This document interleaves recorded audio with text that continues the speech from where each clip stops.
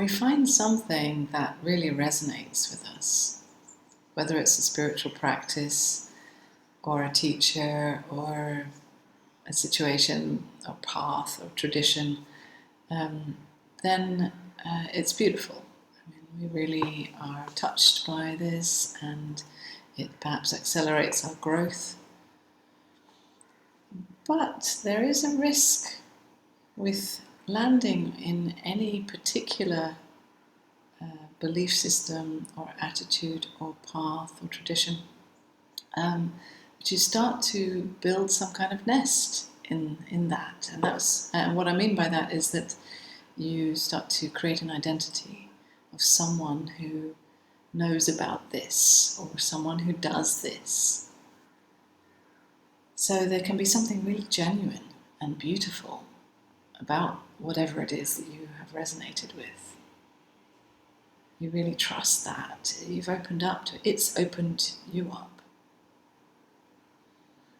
But then the thinking comes in and starts to make it into something for me, something that I can hold on to. Because perhaps without that, you would have to acknowledge how lost you really are.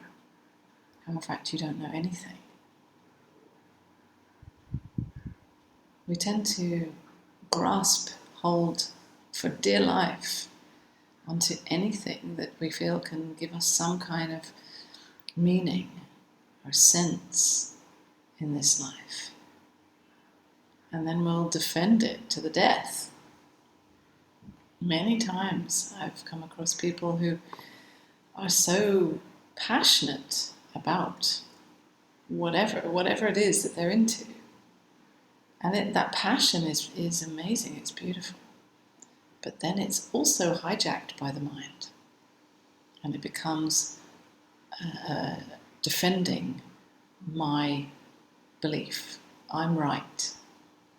Don't take it away from me, because without this, I have nothing. And of course, in my work with people,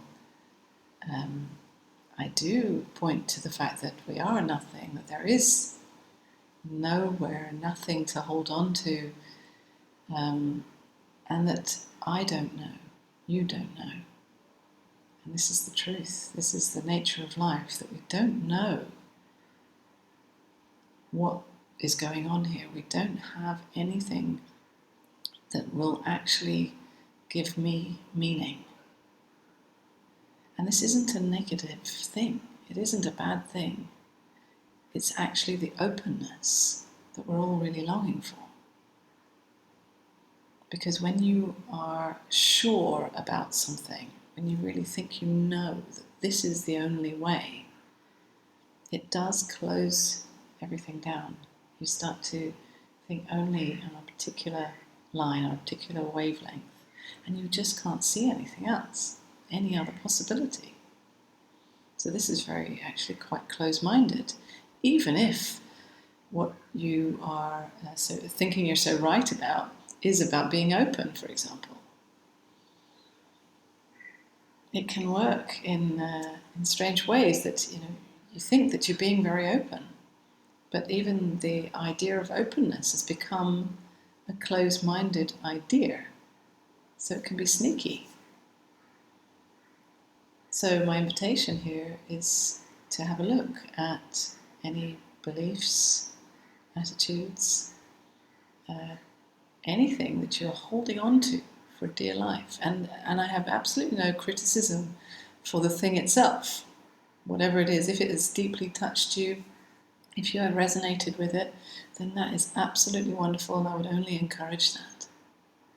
But notice how on top of that genuine resonating, the sneaky thinking comes in to grasp hold of it, to make it my identity. And that's where you can have a look at that and just see, okay, this is not the genuine resonance. That's the thinking. The genuine resonance doesn't need that grasping. You can resonate with a teaching or a practice, but keep your hand open, you know. Let it touch you, yes.